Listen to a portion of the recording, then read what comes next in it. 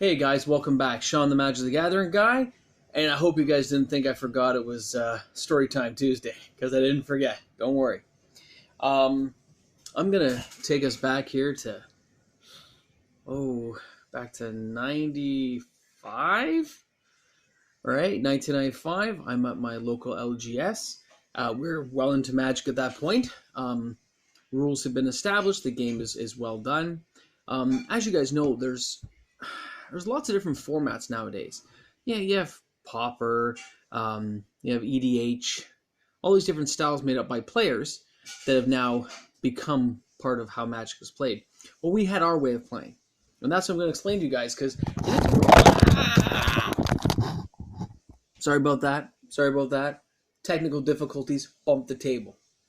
As I was saying, we had our own way of playing, and it was really good. Like we enjoyed it, and it was called Wing. So I'd like to explain to you Wing. So Wing is not played as a one-on-one match. It is actually 3 versus 3, but all spells and effects only have a range of 2. So an example would be if I have a fireball, and I am the center, which is the king, as it were.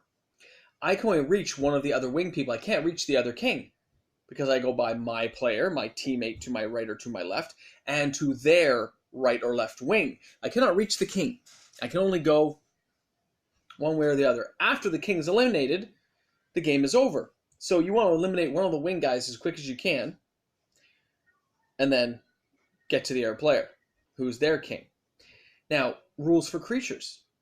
If I summon a creature as king, if I brought my, Silkanar the Swamp King back then, I can give my creature away. I can actually, on turn 1, summon it. Of course, as normal summoning sickness.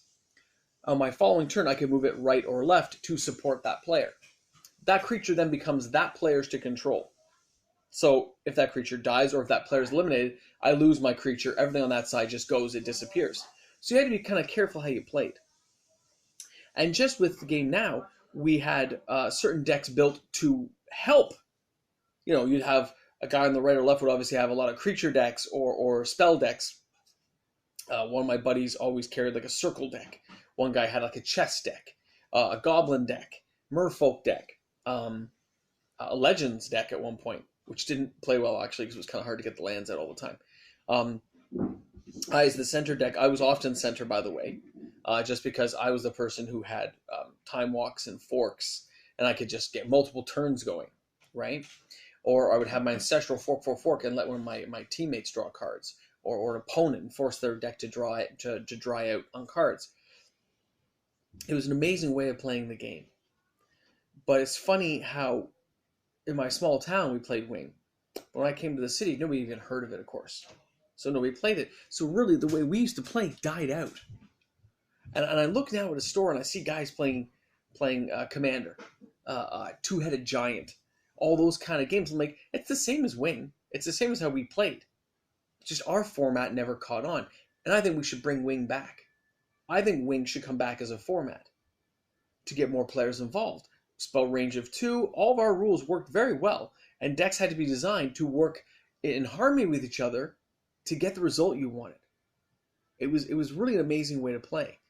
And I mean, there's lots of stories I could go on about how Wing was played, but I just wanted to bring up the fact today that there was formats made before there was formats we know of today, and Wing was one of them.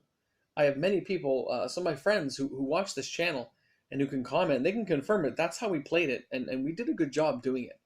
So next time I'm at a store, I'm going to see if I can get some people in there and play Wing, play the way we used to play, because it was a great way of playing. It really was, and it had a lot of excitement to it, and a thrill, right? And when I think about it, you see me smiling. I can't help it, because I remember doing it. I remember the excitement of playing, and when you think about the things you enjoyed when you were younger, when you're older, Serra Angel was only a card we'd heard about, right? You have a Serra Angel, like, oh my god, Serra Aviary, oh my god, but who is Serra? Well, we have Serra now. And that's why I got this card on my early video. I told you guys, that's why. Because I gotta have it, because it is part of growing up. It's part of my childhood, of how I remember the game being. And that just It thrills me to think about. So I thought we'd end off with that little bit of just how Wing was played.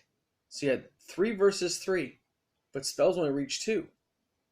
So in a simple term, the king can only go right or left, or help his team.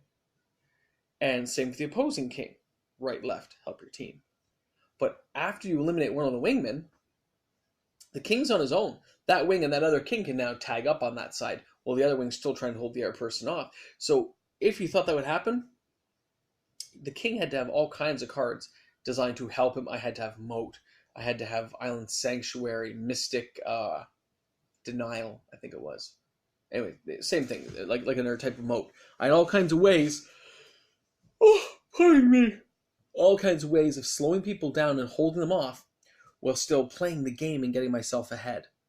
And most of my friends couldn't, they just, especially the younger players I play with, couldn't think that far ahead on how the game should be played.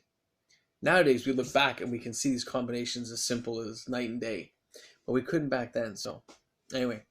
Yeah, awesome times. So, Storytime Tuesday, brought to you by Moxman, Sean the Magic the Gathering guy. Hope you guys enjoyed it, and I'd love to know if there's any formats you guys used to play that used to exist. Oh, and an afterthought. How about a format where there's a pile with 20 land in one pile, another pile with 40 cards shuffled up. You draw 4 cards here, 3 cards there to start. So you're going to get 3 land, you're going to get 4 other cards. And then each turn, you have to decide which pile to draw from. So you only draw from one pile a turn. You don't draw from both. So you can either choose to pick a land, you don't know what land it'll be a random one, or you could choose to pick a card from your deck. So you can have 2 decks, a 20 card and a 40 card to make your 60 card deck, or any variation thereof. What do you guys think about that?